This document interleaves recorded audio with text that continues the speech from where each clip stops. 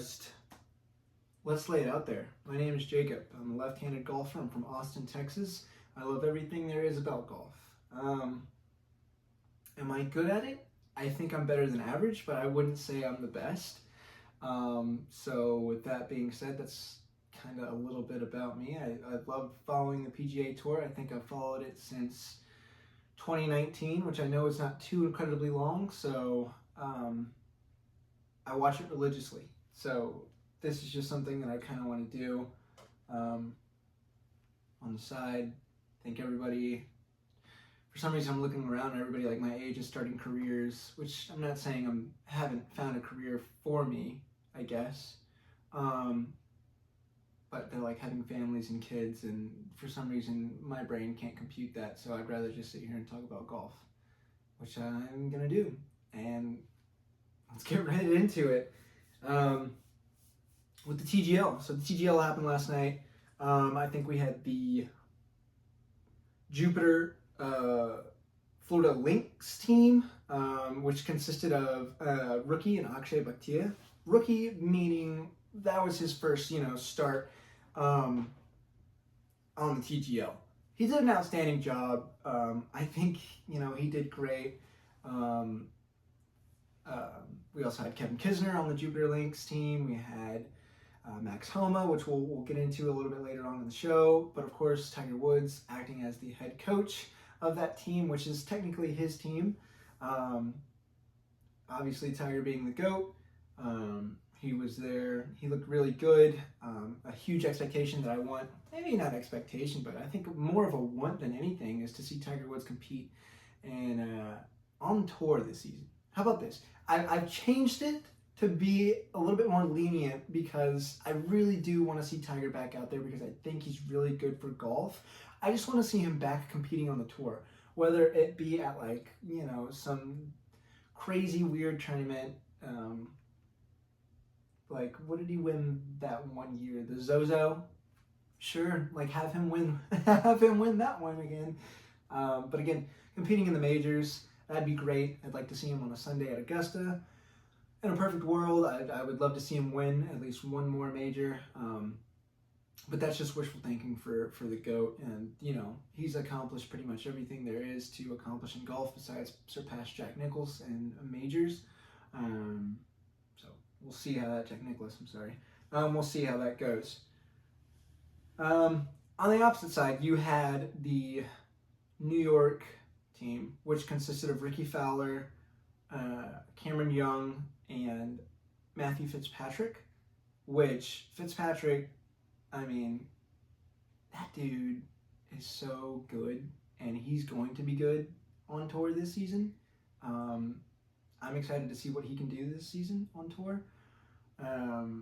Cameron Young too, and I noticed in Cameron Young's swing, which I'd never noticed before, maybe it was there before, I'd never noticed it before, but there's a slight pause on the top of his backswing. I don't know if that's new, but there's something to look out for, but he was really getting a hold of the ball, driving it pretty well. I think there was a statistic out there, it's just the new age golfer versus, the veteran golfer. They were comparing Cameron's driving distance to Kevin Kisner's, to where Cameron Young is, he's clearing it, plus 300, and Kevin Kisner's barely touching 280.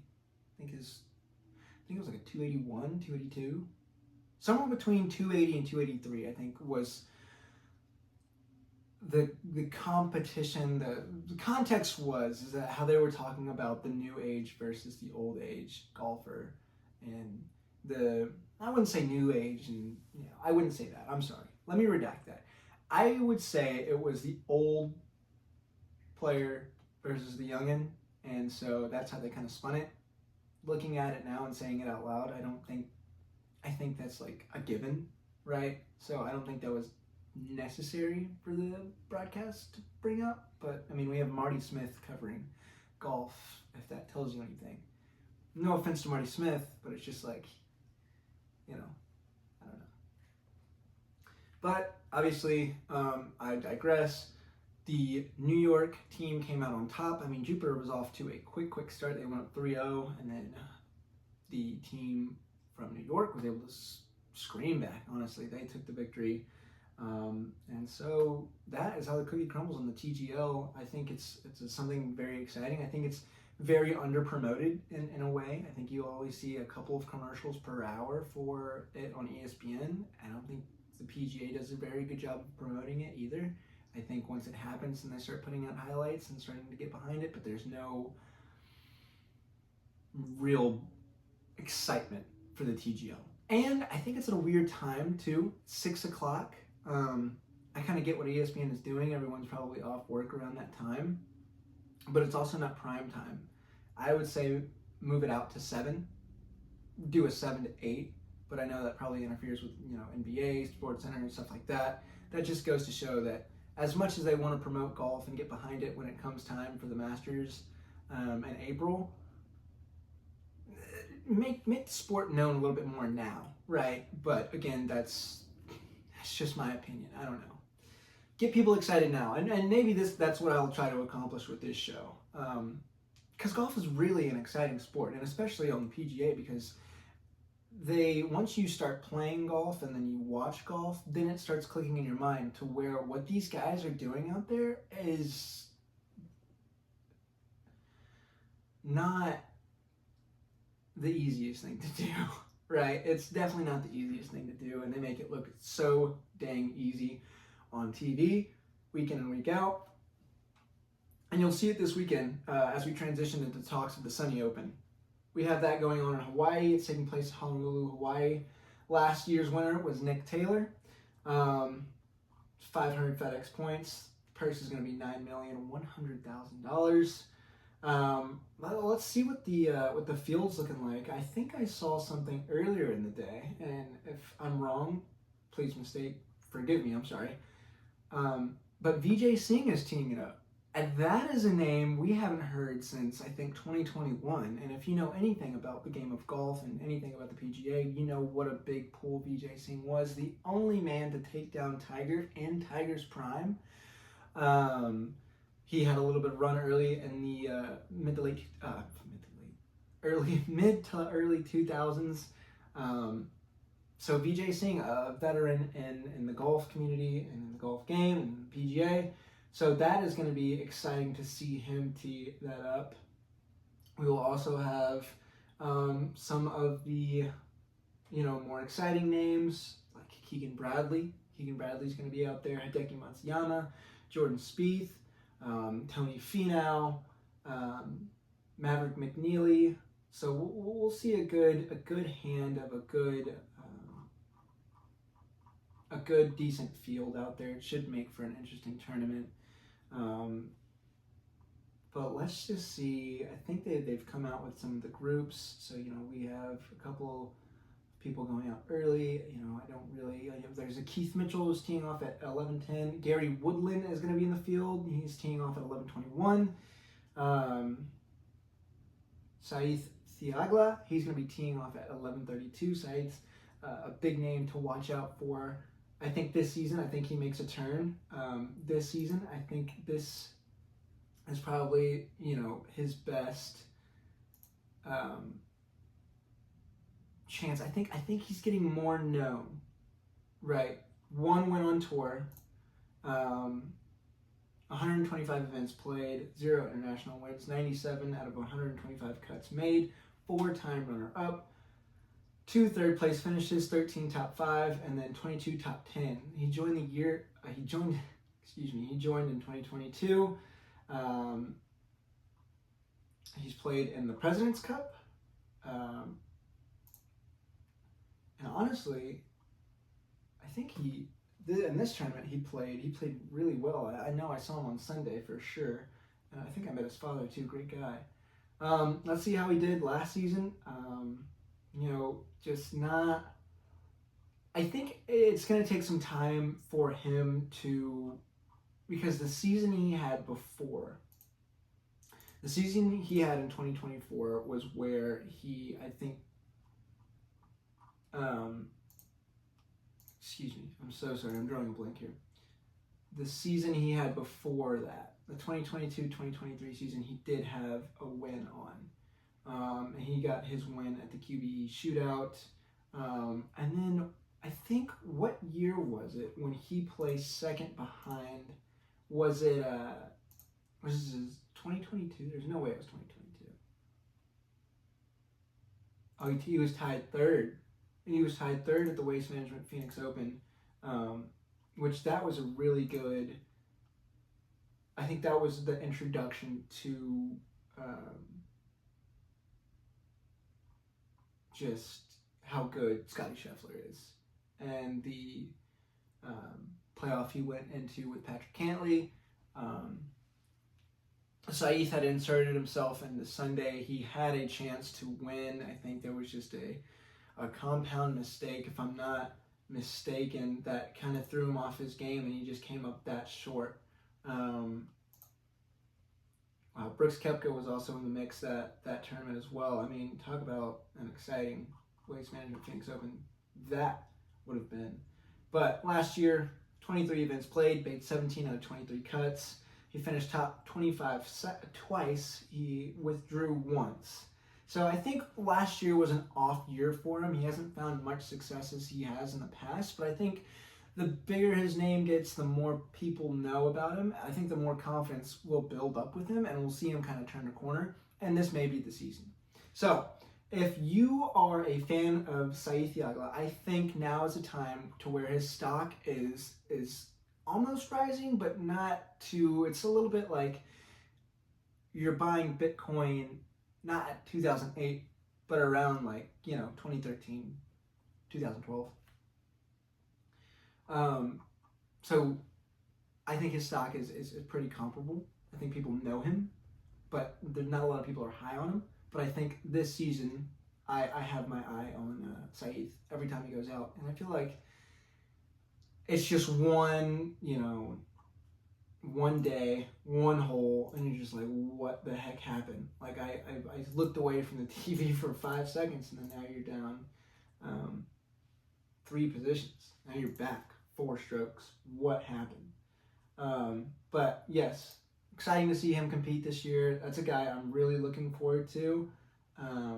As well as mentioned prior, Jordan Spieth, always a fan favorite. Jordan. Hopefully this is his year as well. I'd love to see him compete in the Masters or majors. Well, I'd love to see him compete in the Masters, but I'd like to also see him win a major. I'd like to see him compete in a major. I'd like to see him up there. I'd like to see him get a win on tour.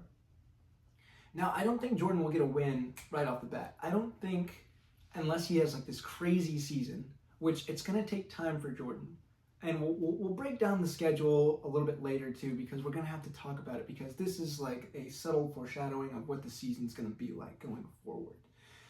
I want to give you some of my picks on who I think is going to shine. I already did so with Sahith. I think Jordan's going to have a good year. I think this one may be the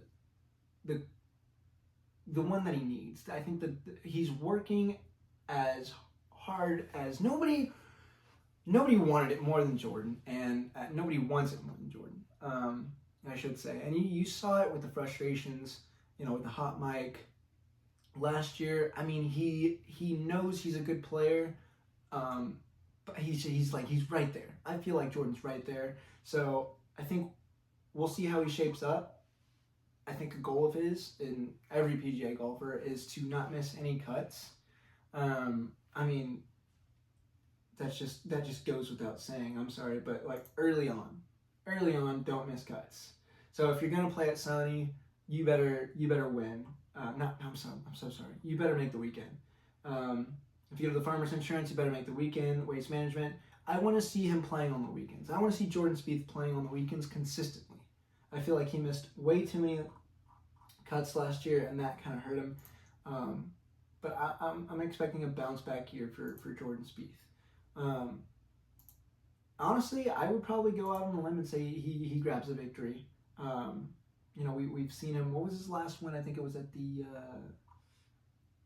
It was JT's last one too, at the RBC Heritage. I'm pretty sure. But yeah, I think Jordan makes a good comeback. We'll also see Zach Johnson and Beau Hossler. Those two guys, what more can you say about him? Down home guys, man. You just like to root for him.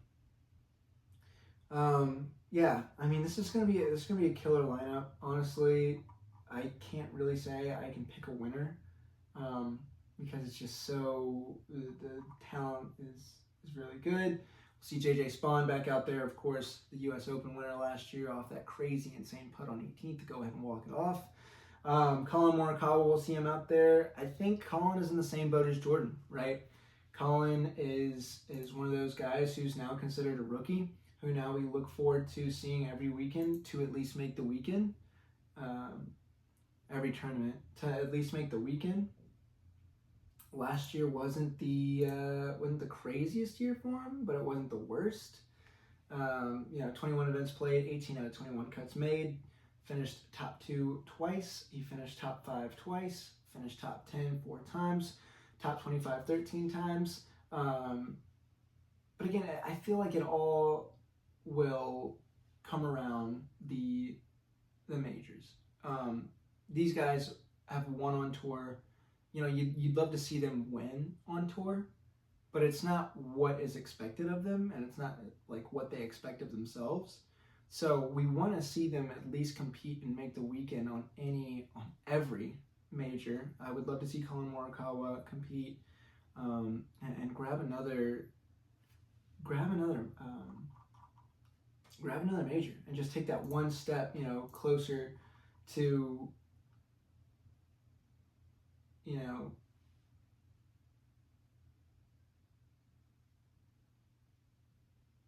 getting I don't know.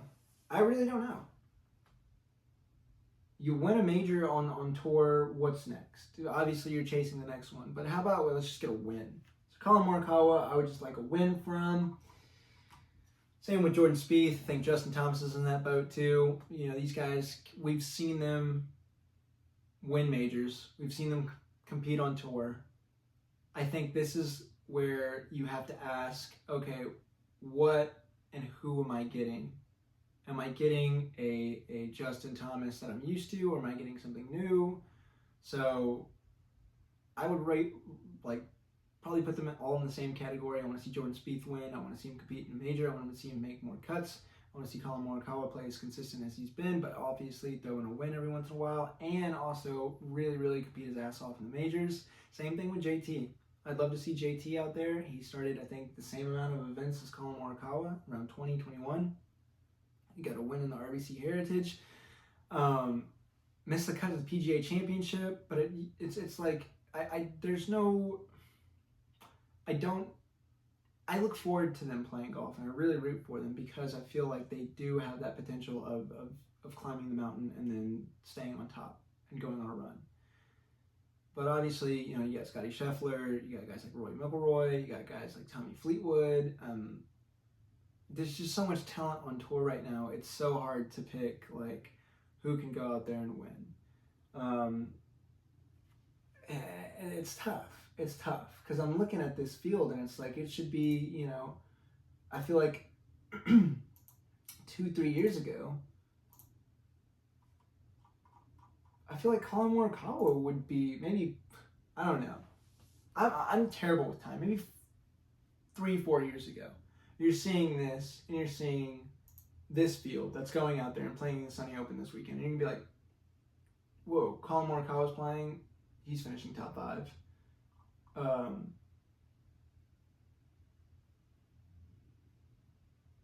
Justin Thomas is playing. Yeah, he's going to finish top 5. Webb Simpson, he's going to be out there. But I'm not saying Justin Thomas is going to finish top 5. It's just like what I would say 3 to 4 years ago. It's like these guys got to a certain pinnacle, and it goes to show how tough it is to win on tour, I suppose. But if I could pick anyone to win this, I have no idea in the world who might take this home. I mean, we can go to the FanDuel odds. Odds to win. Let's see who the favorite is.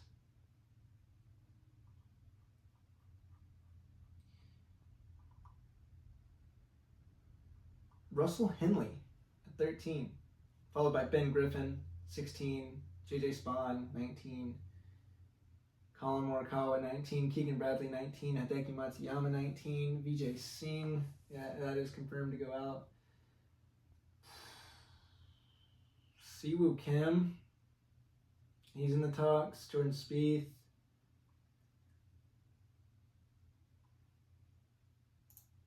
Russell Henley. I don't know. I don't know if I would have him as the favorite for this one.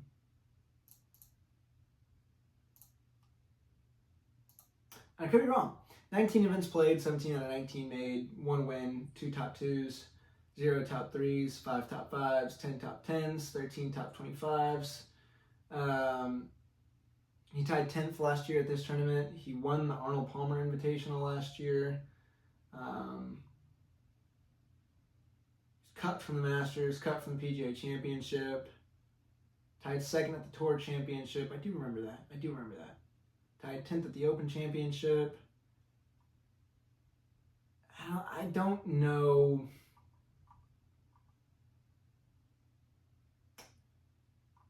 He was tied second in FedEx Cup points. I don't see him. I don't know. I really can't say for certain if Russell Henley should be favorited. I think he had an amazing year last year, but again, it's like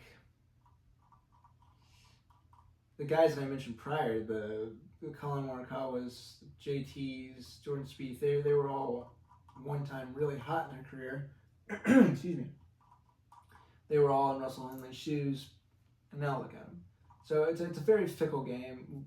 Don't know who's going to win. Ben Griffin I like. Ben Griffin had a great year last year. I mean, he was basically a walking billboard for aviators on tour.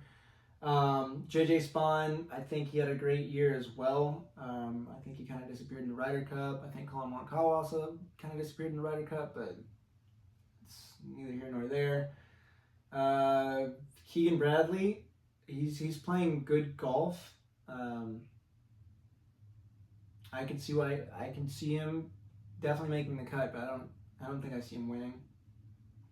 Hideki Matsuyama, he just came off of a win at the Hero Challenge, which was pretty impressive. Hideki might be back. I wouldn't hold your breath though. I think we got to see him kind of progress and move forward throughout the season to where we can really hit that button and be like, Hideki Matsuyama is back. Siwoo Kim, just as a personal favorite, I like Siwoo. He is plus 2,500 to win. Maverick McNeely, obviously, 2,700. He's throwing his hat in there. Nick Taylor, plus 3,000. Jordan Spieth is plus 3,500. That's crazy. Huh. That is wild. Realistically, honestly, I have no idea who's going to win this tournament. It's just because it's the first tournament of the season. We got to see how these guys play. It's been a long off season, I guess. I just don't remember much. Anyway, but that's going to be the Sunny Open. I think it's going to be exciting to watch. It's running from tomorrow, the 15th through the 18th, if I'm not mistaken. 15th through the 19th now. Let's see.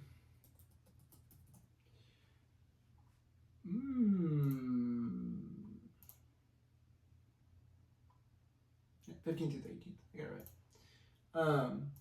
That's going to be exciting to watch. And congratulations, we've made it. PGA is finally back. Sunny Open happening this weekend. Tune in. Up next, we're going to pivot. We're going to pivot into another trending topic going on tour right now, and that is the new addition of a former champion, a former superstar, the whole package, Brooks Koepka. So Brooks Koepka has officially joined the tour, and we will see him teeing it up as early as the Farmers Insurance Open. I think that'll be the first sighting of Mr. Koepka that we will see. He's coming back, obviously, under the very strenuous conditions of having to donate $5 million to charity. He's going to lose $50 to $85 million of his purse, and he's not applicable to join the player equity fund. And I think there's one more thing, mandatory 15 starts. So we'll see a good share of Brooks Koepka. My one thing is Brooks Koepka going to really do anything? Is he really going to compete? If you look back at, the past 2 seasons he's had, he's been on a downward trajectory. In my humble opinion, again, I don't really know. I just know what I can read off of the internet, basically. But taking a look back at last season, his 4 starts in the majors, he was cut from 3 out of the 4 majors. He made the 1 cut, I think it was in the Open, and he didn't place too highly there. And the year before that, he made, I think, every cut in the majors, but just was run-of-the-mill, mediocre. Did not finish probably where he wanted to, or as high as people expected him to be. So my big question for everyone that follows golf is Brooks Koepka coming back to the PGA Tour really going to do anything other than the name coming back? That's like going to a 5-star Michelin restaurant or whatever have you, a Michelin restaurant star restaurant, whatever, and going and ordering the food that everybody tells you to order because it's so good, ordering it and then being very unhappy with it. I think that is what's going to happen to Brooks Koepka this season, just because it's like,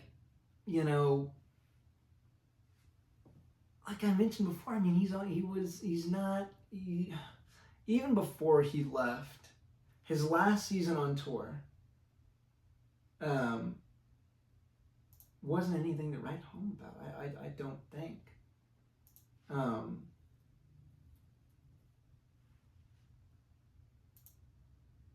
His last major win was in 2023.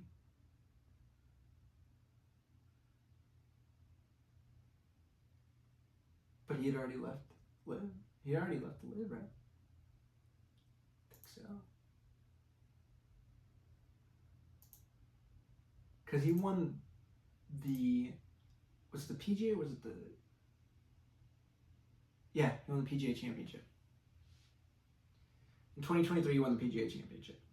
And he was already gone, and he was already with LIV, placed second at the Masters, placed first at the PGA Championship, US Open, he placed 17th, tied 17th, and then tied 64th at the Open. I apologize.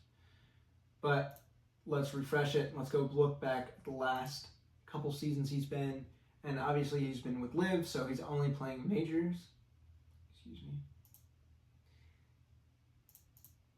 And he's only playing majors. Again, 4 events played, 1 out of 4 cuts made, 1 top 25 finish. Cut from the Masters Tournament, cut from the PGA Championship. He was tied 12th to US Open, and he was cut from the Open Championship. So that was Brooksy's last 4 starts on the PGA Tour, which is majors. Let's rewind the clock back a year before, where I think he made all 4 cuts out of his 4 starts, but tied 45th in the Masters, tied 26th PGA Championship, tied 26th US Open, tied 43 at the Open Championship. So you kind of see where I'm a little skeptical of Brooks returning and him actually doing much on the tour. I think it's a great name that the PGA went out and got back, and I think it's a big sign of the beginning of the end for LIV. But I don't think we're gonna see any other. Well, I could be wrong. If you break it down like this, the only players that are eligible to come back are the biggest names: Brooks Koepka, Jon Rahm, Cameron Smith, Bryson DeChambeau. I feel like there's one more, but I could be missing it, but that could be them. So it's like we're going after the young guys, obviously. Like PGA definitely wants Bryson back, but I think Bryson is going to be the longest holdout. I don't think he's going to be like next per se. A lot of people are like skeptical that maybe he might be next to come back and join the PGA. I don't think he is. I think he has. I don't think there's not a need for Bryson to come back. He doesn't need to come back because, like, I feel like Bryson is known as the guy for golf. He's that one guy that drives it really far. He has millions of subscribers on YouTube. He's playing for LIV, and so there's no reason for Bryson DeChambeau to come back. You could say, well, there was no reason for Brooks Koepka to come back, but you're wrong. Brooks Koepka is a huge pool. He knew that, if I don't go back to the PGA, if I don't get reinstated, if I don't re-sign with LIV, then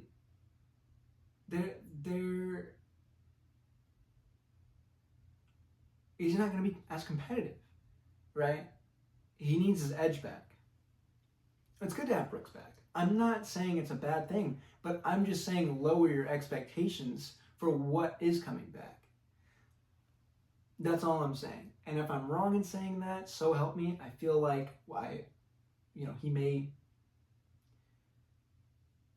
he will compete in every major. I think he makes 2 out of the 4 cuts.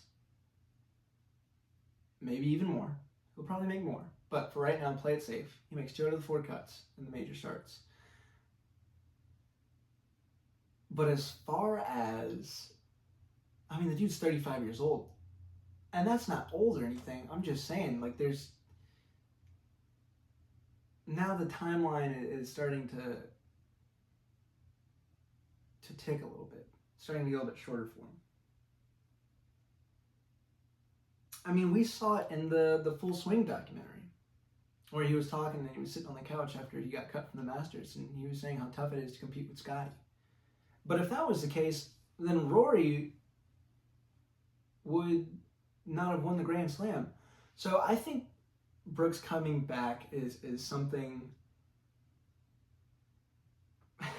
and forgive me if I'm wrong on this, and I'm wrong on this. I'll eat my words. I hand up accountability 110%, and I really do like Brooks Koepka, but I think it's a Hail Mary to kind of save his career.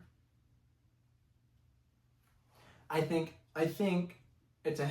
I'm not saying he doesn't have obviously the money is not the problem for him coming back. I don't think that's an issue. I think it's the knowing that, like, maybe there's still meat on the bone. Maybe there's still money on the table that he can go out and compete on the PGA Tour.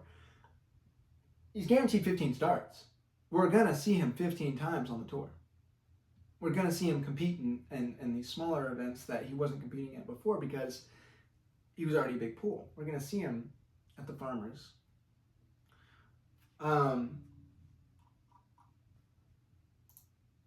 We're going to see him for sure, and I'm not saying this is a small tournament, but we're going to see him at Waste Management for sure. We'll see him at the Genesis. We'll see him at the Arnold Palmer. So that's already right there 4 starts before he would even start his first, if he stayed on LIV, playing in only the majors. Because the Masters tournament isn't until April. The season's starting tomorrow.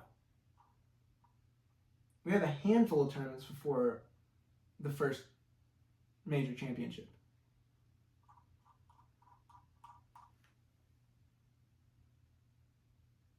I can't fully say that Brooks Koepka is really going to do anything on tour. Again, I'm glad he's back. It's not going to be... Lower your expectations. Lower your expectations for Brooks Koepka now, because he's... And if he's wrong, if I'm wrong, hand up accountability 110%. But I don't think I am. Again, this is nothing against Brooks Koepka. Nothing against him. I don't know the guy. I don't know him as an athlete. I don't know him professionally. I don't know him. The only thing that I know, again, is what I read on the internet. And what I saw, and what I feel like is going to set the narrative, is at Brooks Koepka, there's 2. There's Brooks Koepka, the, like, I'm going to win this tournament, and there's nothing you could do about it. The bull in the china shop, mowing down competitors. And then there's the Brooks Koepka where it's like one or two bad holes kind of ruin his whole stride, and he just, I don't want to be here, I'm too cool for this, like, golf's dumb. I mean, we all get there. I think Brooks just shows it a little bit too much, or he shows it more, and that's his personality. That's why it comes across as like, oh, like, I don't want to say it because it's not important. Brooks Koepka, best of luck to you, man, this season. I'm excited to have you back. And in terms of who's next to come back, Cameron Smith, if he wants. Jon Rahm, I think. Again, that'd be a great addition, but don't hold your breath on Bryson DeChambeau coming back anytime soon. I feel like he has all the cards. He's his own brand. He's his own thing. So it's like, why would you want to sell out anywhere? Of course, people want to see him compete on the PGA. Who wouldn't, right? You're telling me, like, we get to see Bryson DeChambeau versus Brooks Koepka again, like, rehash that beef? That'd be great for golf. Or what would even be better is Brooks Koepka goes out, dominates this season, finishes 3 top 10s, gets a win, competes in every major he makes all the cuts. I should say 3 top 5s, 13 top 10s. No. Let's say he plays a minimum of 15. Okay, so fifth, I would say 3 top 3s, a win for Brooks Koepka. A win on tour, 3 top 3s.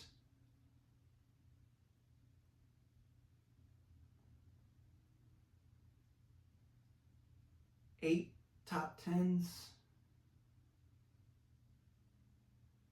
4 top 25s. Well, I mean, obviously, like, you know, they add that together, you know. For it to be, I mean, I feel like he has to get a win this season for it to be a success, but I don't think he will. So, that being said, Brooks Koepka is definitely going to go out there. He's definitely going to compete. I think it's going to be good for the game of golf, but write the narrative that wouldn't it be so cool if Bryson DeChambeau and Brooks Koepka team up in the President's Cup this year? I like that idea. I'm not past that idea. I think that'd be a great full circle moment. And then Bryson has such a good time playing on the President's Cup that he comes back the next season. So I don't think Bryson comes back this season, but I think he'll come back next season. But he'll definitely be the last chip to fall and live. And live, the rest, it just ceases to exist, goes away. That's what you get for trying to come in and do your own thing, I guess. But anyway, I digress. Brooks Koepka, good to have you back. Welcome back. Best of luck to you this season. Yeah, we're going to take a quick break. We'll be back in 15. Thank you.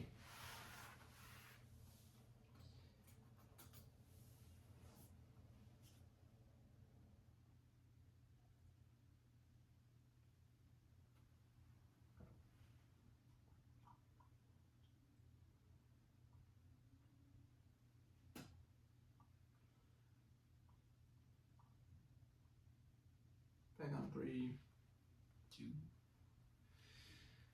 and welcome right back. So, as mentioned previously in the show, we do have the kickoff to the PGA Tour coming up. I'd like to break down the schedule going forward a little bit. So obviously we have the Sunny Open kicking off January 15th through the 18th. That's going to be the first tournament on tour this season. Then we're going to pivot over to La Quinta, California, going to the American Express. And then we're going to the Farmers Insurance Open, where we'll see our first sign of Mr. Koepka. pivoted by the People's Open, the Waste Management Phoenix Open. That's going to be amazing. February 5th through the 8th, we're also going to see some big names. Scotty Scheffler, Brooks Koepka, Jordan Spieth, Justin Thomas. We're all going to see them there. AT&T Pebble Beach Pro-Am. That's always exciting. It's a signature event on tour. Then we're going to pop over to the Genesis Invitational, the Riviera Country Club. It's always played there. Again, a signature event. I like Max Homa. Ludwig Odberg won this one last year, but I like Max Homa to at least compete. I think he's going to have a good season. I think he's going to have a turnaround season. I think it's going to be a sneaky season for Max Homa. I think it's not going to be anything like we're going to know it like right off the bat. Like, there goes Max Homa. He's doing it. He's becoming what we always thought he was going to be, but it's like he's going to slowly do it over the season, and then he's going to get a signature win somewhere. But he's going to show the flashes of what he's going to be capable of this season right here in the Genesis Invitational. Mark my words. And if I'm wrong, I'm wrong. Then we go to the Cozy Classic. Then we jump over to the Arnold Palmer Invitational. That one's always going to be exciting. It's another signature event on tour. Then we go to the Puerto Rico Open, and then we pivot back to Ponte Verde Beach, Florida, where we play in TPC Sawgrass. Obviously, everybody knows that won the Players Championship. And if you don't know anything about that, I think you do. I think we've all seen the Island Par 3 Green 17th. Rory McIlroy won that one last year. And I think that one was really the one that put everybody on notice, because if you do remember, Rory had started more times than he had ever done before on tour, before a major. Or maybe not before, but for the first time in a long time, he was starting more. He went out and won the Players Championship. He competed in a 3-hole playoff against J.J. Spaun. And really, that should have been, personally, I thought, okay, well, I've seen the best of J.J. Spaun, and this is it. But boy, was I wrong when the Open came around, obviously. So the Players Championship, I think, is one of those tournaments, again, one of those events that feels like a major. It's held in the same place every year. Guys really want to go out and compete for it. They really want to win it. And I think it sets the tone for who's who in and I'm going to be on the PGA. We're going to see a list of some really high-class talent out there. I think it's going to be a really good Players Championship. So that one's going to be exciting to see. Definitely mark that one on your calendar, March 12th to the 15th. And then we're going to jump to the Valspar Championship. That's one's going to be held in Palm Harbor, Florida. That one's always really fun. Then it's going to jump to Texas Children's Houston Open, and then the Valero Texas Open. And then first start of the year when it comes to major golf, the Masters Tournament, held in Augusta, Florida. Held April 9th through the 12th. Way too early calling it now. I have no idea who wins the Masters this year. I can't put a single, he's going to win the Masters. Rory doesn't do it again. So if you're at home and you're seeing this, you're like, well, obviously Rory does it again. No, Rory does not do it again. No, he doesn't do it again. Rose doesn't do it again. Man. Who wins the Masters this season? Give me Jordan Spieth. Then the RBC Heritage, right after the Masters, obviously Justin Thomas was the previous winner. That was a heck of a win by JT. I think that one also went to a playoff, or came down to the last putt, and he walked it off. That was huge. Then we go to the Zurich Classic. That one's always fun in New Orleans. And the Cadillac Championship, that's running April 30th through May 3rd. Then we get the Truist Championship, One Flight Myrtle Beach Classic following the weekend after. And then another major, that's going to be the PGA Championship. That's running from May 14th to the 17th. Obviously, we know the last winner, Scotty Scheffler. This one's going to be fun. It's going to be played in the Newtown Square, Pennsylvania. That one's going to be fun. Obviously, that's a major. So, you know what? And it's speaking to me now. Give me Justin Thomas. Way too early, but give me Justin Thomas.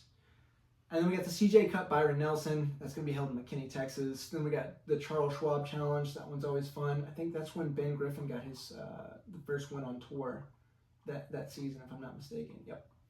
Yeah, Ben Griffin gets his first one on tour, and then he goes off, and I think he wins 2 more weeks after that, if I'm not mistaken, or like 3. I know he wins again in this season. Maybe not. Yeah, I made that up. Anyway. Excuse me. Then we go to the Memorial Tournament. That one's going to be held in Dublin, Ohio. Then the RBC Canadian Open. That one's always fun. That one really gets the juices going. That one's just like unlike any other golf tournament. I really do enjoy the RBC Canadian Open. I think that should be a signature event on tour. Then we jump into the U.S. Open. That one's going to be held June 18th through the 21st. Southampton, New York.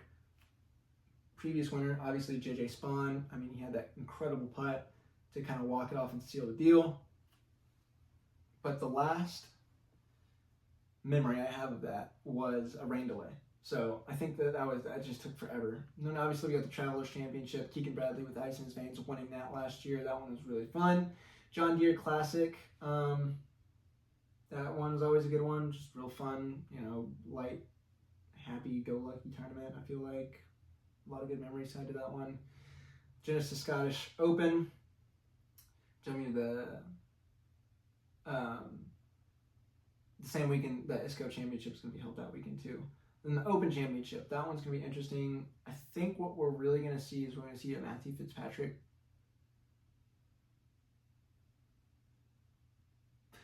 I want to say win, but it's like I'm not 110% confident if like that's what it's going to be.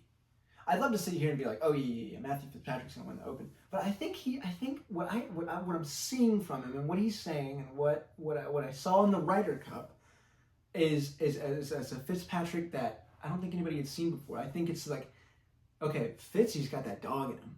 Like there's a dog in Fitzpatrick, and we might see it this season. And I think he should be favorited right now at the Open Championship to do it again. Then we jump to the Coriolis. This is where the season starts to really kind of hit a lull. Coriolis Punta Cana Championship, then the 3M Open, then the Rocket Classic, Wyndham Championship, and we got the FedEx Championship, the BMW Championship, and obviously the Tour Championship at the end of August. That one's going to be really good. Tommy Fleetwood, of course, won that one last year. I don't know if he's going to be able to do it again, but we'll see. And that is going to be kind of like rounding out the big tournaments of the season. It's going to be, so from now until August, I'm going to be here kind of walking you through everything, covering it. I want to do this show at least Monday, giving a recap of the weekend's tournament, and Wednesday giving you a debrief just like this. Before the tournament, so you kind of know a little bit more. And we also have the President's Cup. That's going to be fun this season. It's a little bit different than the Ryder Cup. But it's still, people want to compete, people want to represent the country. Obviously, it's like USA versus like everybody else. So it's a good tournament. It's a fun tournament, but it's nowhere near the same, place as the Ryder Cup.